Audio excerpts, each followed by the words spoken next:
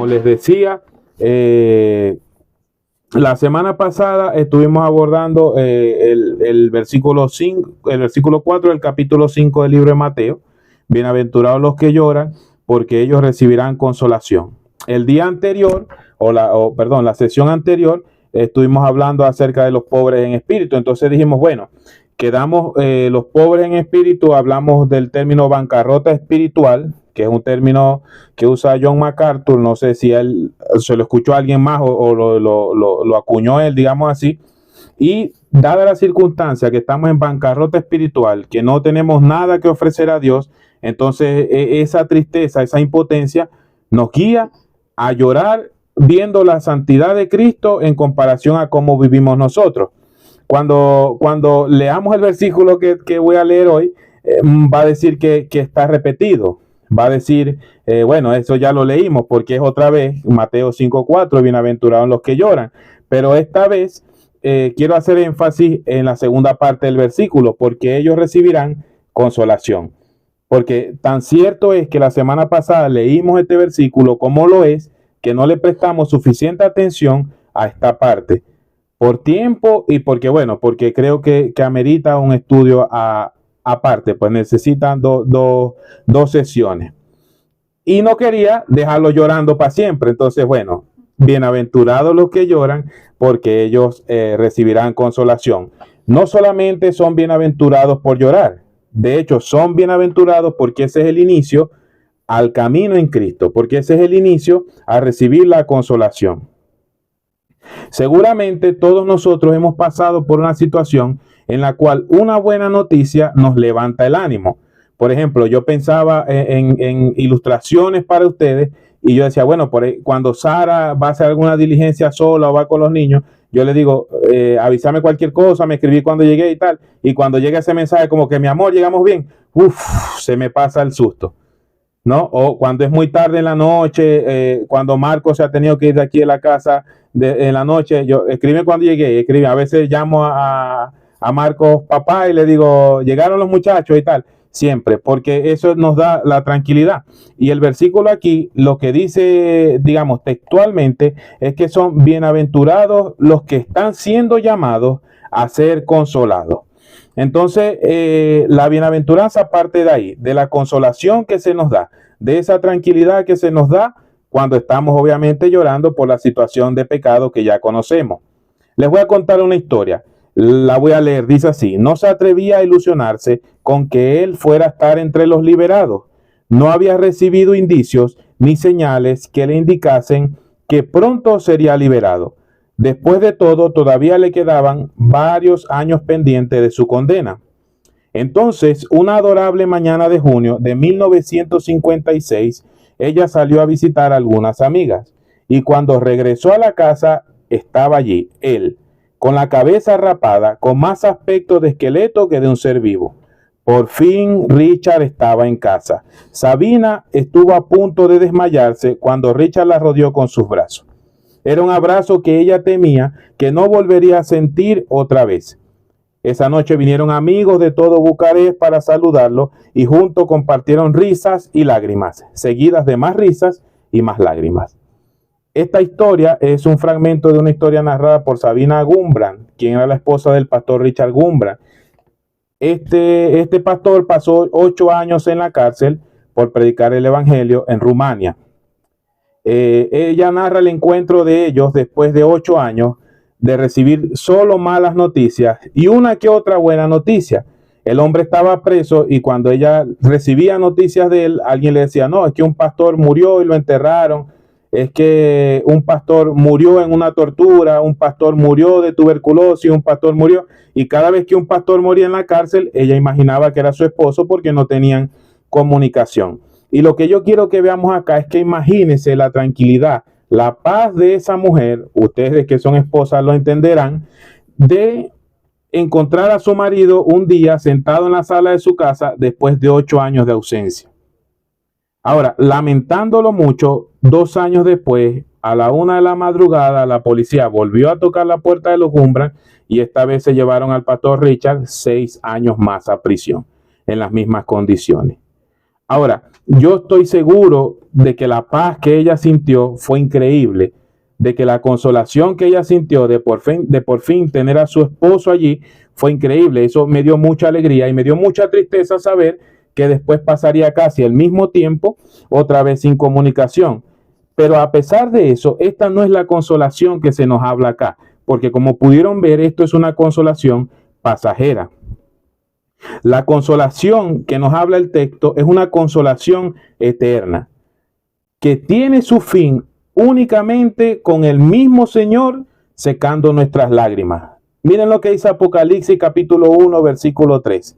Dice el apóstol Juan, y oí una gran voz del cielo que decía, he aquí el tabernáculo de Dios con los hombres, y él morará con ellos, y ellos serán su pueblo, y Dios mismo estará con ellos como su Dios. Enjugará Dios toda lágrima de ellos, y ya no habrá más muerte, ni habrá más llanto, ni clamor, ni dolor, porque las primeras cosas pasaron. Qué lindo texto. A veces se utiliza a las personas cuando ha fallecido un familiar, pero no es a lo que se está refiriendo. Él se está refiriendo a que cuando nosotros estemos en aquel lugar glorioso, el mismo Señor enjugará, esto es, secará con una toalla, con una esponja, es lo que traduce el diccionario, nuestras lágrimas, y ya no habrá más llanto. Así que la consolación que comienza una vez que creemos en Cristo, termina, ese proceso termina cuando estemos frente al Salvador. Dicha consolación empieza mirando la cruz del Calvario y llorando de impotencia por aquel hombre santo y justo clavado en el madero. Hebreos 4:15 dice, porque no tenemos un sumo sacerdote que no pueda compadecerse de nuestras debilidades, sino uno que fue tentado en todo según nuestra semejanza, pero sin pecado. Cristo pasó los sufrimientos humanos a causa de nosotros y fue expuesto al escarnio y fue separado de Dios por su pecado a causa de nosotros. Eso debe conmovernos profundamente, porque la única persona inocente que ha existido en la historia de la humanidad murió como el más culpable de todos. Una vez le preguntaron a R.C. Sproul sobre por qué, si Dios existía, había tanta gente inocente pasando por situaciones difíciles. Y Sproul contestó, eso solamente ha ocurrido una sola vez en la historia. Cuando a ustedes le pregunten por qué, si Dios existe, están los niños en África pasando hambre, o por qué, si Dios existe, hay tantas violaciones, o hay tanta gente sufriendo, o hay tantos niños que están pasando situaciones difíciles, usted dígale, mire, la única vez que un justo sufrió por lo injusto fue una sola vez hace 2000 años en la cruz del Calvario. Porque de resto, todas las personas que hemos vivido somos merecedores de lo que nos ocurra, sin límite. Y el único que no merecía nada, él mismo se hizo a sí mismo pecado y se hizo pasar por toda esa situación a causa de nosotros. Y eso debe entristecernos profundamente y solicitar la consolación de él mismo. Le dije al principio que este estudio sería como una escalera.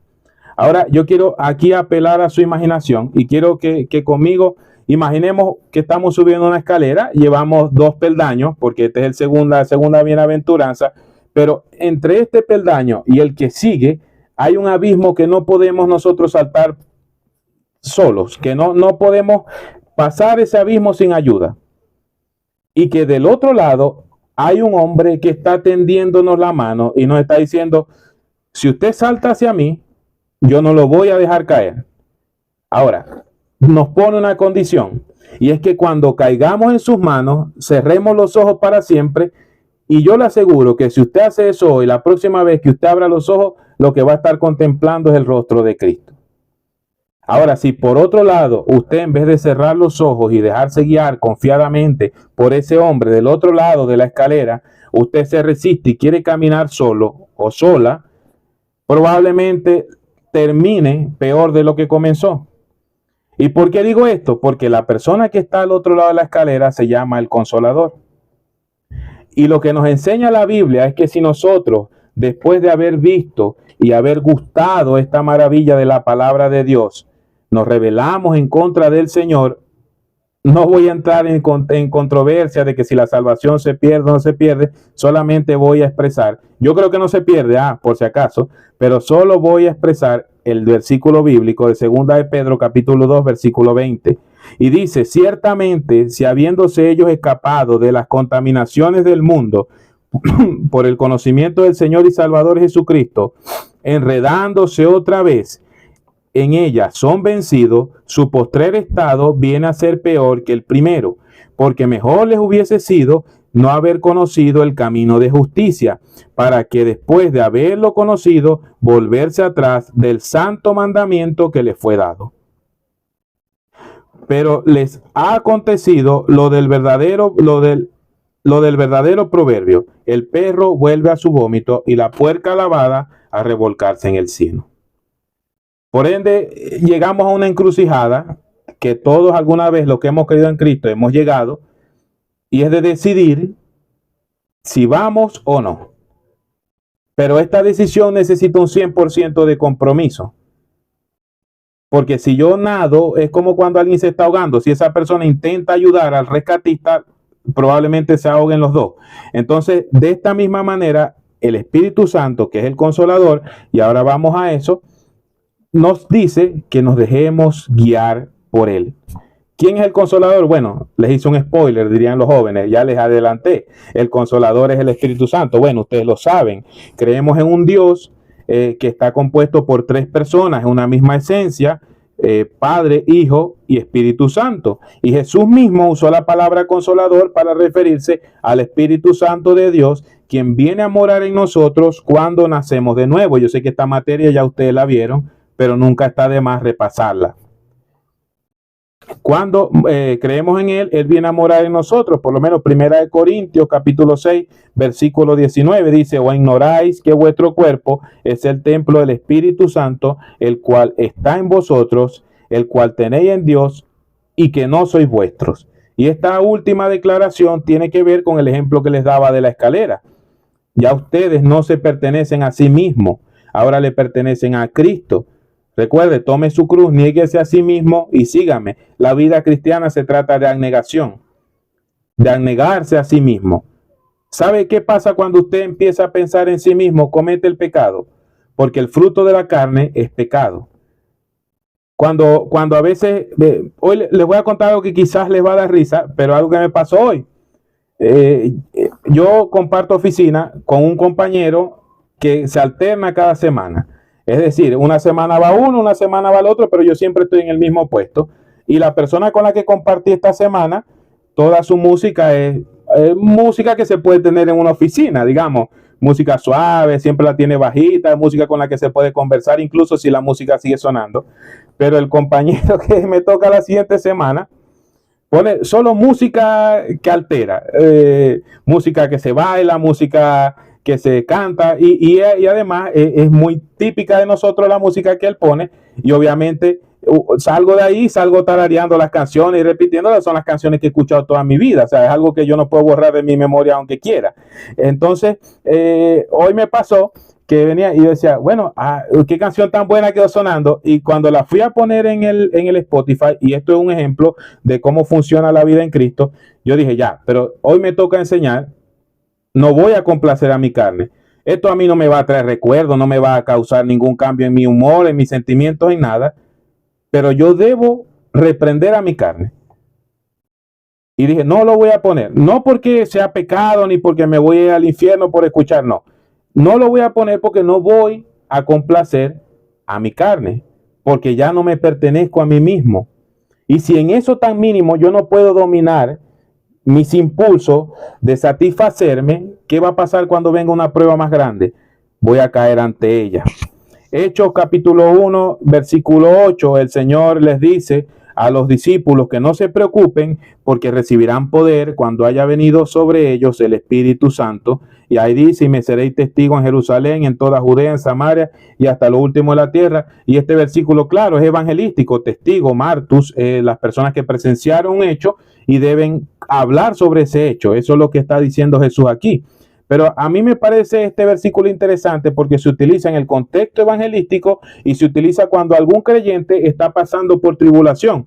Uno le dice, no, pero acuérdense que iba a recibir poder, el poder del Espíritu Santo. ¿Y por qué cuando nosotros mismos estamos a punto de caer en pecado, no lo usamos? ¿Por qué cuando estamos a punto de hacer ese comentario o cuando las ideas vienen a nuestra cabeza, cuando la ira se apodera de nosotros o cuando estamos a un clic de entrar en páginas que no debemos entrar o de ver contenido que no debemos ver, por qué no decimos, pero si yo tengo el poder del Espíritu Santo? Fue una promesa de Cristo que cuando el Espíritu Santo pasara a morar en nosotros, yo iba a tener poder. Y claro, el inicio de todo lo hago con mi propia vida. Porque sí, yo tengo poder para ir, no sé, a África a predicar, pero también debo recordar que ese poder que me va a hacer ir a predicar a África, a los musulmanes, también me sirve para cuando yo quiero caer en tentación. Efesios capítulo 1, versículo 13. En él también vosotros, habiendo oído la palabra de verdad, el evangelio de vuestra salvación, y habiendo creído en él, fuisteis sellados con el Espíritu Santo de la promesa. El plan de salvación en 3 frases. Oyendo la palabra, el evangelio y habiendo creído en él. Y tiene que ver con lo que leímos anteriormente. El evangelio es poder de Dios para salvación. Los que hemos escuchado el evangelio y los que hemos creído en Dios, hemos sido sellados por el Espíritu Santo de la promesa. Y como les dije, esto es materia vista para ustedes. Ustedes saben la historia de los sellos. Los reyes tenían, los emperadores, todas las eminencias tenían un sello que le ponían a sus cosas y nadie podía romper ese sello. Pasó con la tumba de Cristo. De hecho, es una de las evidencias de la resurrección. Nadie se iba a atrever a tocar ese sello que estaba ahí frente al sepulcro. Y el sello estaba roto, nos narran los evangelios. Otra cosa que quiero que considere esta noche es que Jesús nos prometió que Él vendría a acompañarnos. Estoy hablando del Espíritu Santo. Pero el Consolador, el Espíritu Santo, a quien el Padre enviará en mi nombre, Él os enseñará todas las cosas y os recordará todo lo que yo os he dicho. Juan 14, 26. Este versículo, hermanos, si lo interpretamos directamente, literalmente de la Escritura, es una promesa que se le hace a los apóstoles. Jesús le está diciendo a sus apóstoles, a sus discípulos, que el Espíritu Santo le va a recordar todo lo que Él les ha dicho. Y entonces, ¿en qué nos beneficia esto a nosotros? Esto nos avala que la Escritura es inspirada por Dios y que fue el mismo Espíritu Santo enviado por Jesús quien les recordó a los apóstoles, a los autores de la Biblia, todo lo que ellos debían escribir. Esta es una garantía de que la Biblia es la palabra de Dios, de que la Biblia es inspirada por Dios y como dice Pablo a Timoteo, es útil para enseñar, para redarguir, para exhortar en justicia. De que no es un invento, de que no son cuentos de gente que se puso a inventar. No, de que es la palabra de Dios. Después dice, pero yo os digo la verdad. Os conviene que yo me vaya, porque si no me voy, el Consolador no vendrá a vosotros. Pero si me voy, os los enviaré. Jesús pone en una balanza el hecho de estar él con sus discípulos. Obviamente ya su tiempo era cumplido. Y dice, les conviene que yo me vaya, porque si yo no me voy, no puede venir el Consolador a habitar en cada uno de ustedes y a cumplir su función, a cumplir su ministerio, digámoslo así. Entonces les conviene que yo me vaya. Jesús se preocupó también de no dejarnos solos. Y yo rogaré al Padre y os dará otro Consolador para que esté con vosotros para siempre. Qué lindo texto. No dice para que esté con ustedes a veces o para que esté con ustedes parcialmente como algunas denominaciones cristianas creen. No, el Espíritu Santo pasa a morar en el creyente una vez y para siempre. Él estará contigo para siempre. La salvación será eterna una vez tomes la mano de Cristo. Un comentario que puse aquí abajo del texto. Ahora que hemos creído en Jesús, esto ya yo creo que todos los que estamos acá hemos sido sellados por el Espíritu de la promesa, hemos nacido de nuevo. El Consolador mora en cada uno de nosotros, nos ha dado poder. No se olvide de eso. Antes de pensar en Corea del Norte, piense en su vida espiritual. Cuando le cueste levantarse temprano a hacer su devocional, ahí está el poder del Espíritu Santo. Eso es un mensaje práctico. Cuando la película o la serie esté muy buena o el video esté muy bueno y no lo pueda cerrar para buscar la Biblia en el teléfono, Recuerde que tiene poder para eso, porque el Espíritu Santo de Dios mora en usted. Y también para enfrentar las situaciones del día a día que claramente nos perturban y nos entristecen. Primera a los Corintios, capítulo 1, versículo 3 dice: bendito sea el Padre de nuestro Señor Jesucristo. Como me gusta esta alabanza que el autor hace acá: bendito sea el Dios y Padre de nuestro Señor Jesucristo. Y muy lindo esto que viene a continuación, dice: Padre de misericordia. En las primeras bienaventuranzas vimos cómo Dios es un Dios santo, justo, bueno y que no se complace en la maldad. Pero aquí también nos enseña otro atributo de Dios: Padre de misericordia y Dios de toda consolación. No de algunas consolaciones, sino de todas las consolaciones. Quien nos consuela en todas nuestras tribulaciones. A veces sí, a veces no. No. En todas nuestras tribulaciones, para que podamos también nosotros consolar a los que están en cualquier tribulación con la consolación que nosotros hemos sido consolados. Hay una frase que una vez me dijo un hermano que se me quedó para siempre en la cabeza, y es: dar por gracia lo que por gracia recibimos. Si nosotros estamos siendo consolados por el Señor, debemos correr como locos a consolar a los que necesitan consolación en el momento en que la necesitan. Hermanos, somos bendecidos porque la consolación abunda en nosotros. Abunda. El Señor está diciendo que Él nos consuela en todas nuestras tribulaciones con toda la consolación. El problema es que muchas veces nosotros mismos no dejamos actuar eso. No pensamos en la promesa que tenemos, que el mismo Dios de los cielos enjugará cualquier lágrima que tengamos y no habrá más muerte ni más dolor. Lo que pasa es que nuestra meta humana está aquí, a 2 metros de distancia. Nuestra meta humana está a 2 años de distancia. Pero el problema es que la meta de Dios no es una meta que está ahora, es una meta futura y eterna. Entonces, en eso debemos pensar. En conclusión, si usted no ha recibido la consolación que viene de lo alto, le ruego ahora que tome la mano del Consolador, que tome la mano de Jesús y que reciba su consolación. Él ha rogado para que no quedemos desamparados. Si ya has creído en Él y hay una cuenta pendiente, pídele por fortaleza. ¿Sabe que hay una de las batallas que los cristianos, la batalla que los cristianos perdemos más veces en la vida? Yo creo que es contra nosotros mismos, contra nuestro orgullo. Yo a veces lo he puesto, por ejemplo, Sara y yo empezamos a discutir y llega el momento en que ya no discutimos por el punto que empezamos, ya ni nos acordamos por qué empezó la discusión. Ahora discutimos para ver quién gana. Y eso pasa en todo sentido. Eso pasa en todo sentido de la vida. Llega el momento, miren, nosotros pecamos y en vez de ir corriendo a Jesús y pedir perdón y pedir ayuda, nos da vergüenza. Bueno, a mí me pasa así. Me da como que hoy no voy a hacer devocional porque ayer pequé.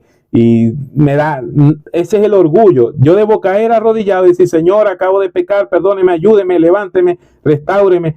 Ese debe ser nuestra condición. Y obviamente luchar contra el pecado siempre. Esto es en caso de emergencia, ¿no? Como el 911. Si ya ha creído y hay una cuenta pendiente, pídele por fortaleza. Él te guiará. Y si está firme, abrázate a Él como nunca antes para que seas guiado en esta escalera llamada vida en Jesús. Mire, el cristiano puede estar de 3 maneras. O bueno, 2 maneras. Puede estar firme o no estar firme. Si no está firme, debe buscar rápidamente la mano de Cristo, ser perdonado y restaurado antes de que empeore la situación. Si está firme, debe buscar rápidamente la mano de Cristo y ser afirmado en Cristo para no cometer errores, para no cometer pecado. Entonces, siempre el consejo va a ser: vaya a Cristo, pida ayuda, pida perdón, vaya a Cristo. Y si no tiene a Cristo, por supuesto, vaya a Cristo o será eternamente castigado en el infierno. Así que todos acá salvos ya, todos acá han creído, todos acá son benditos por el Señor, tienen la consolación de Dios. Así que los animo a llevar frutos dignos de arrepentimiento Y no se preocupen, porque si se tropiezan en el camino, se caen en el camino, el Señor los va a consolar.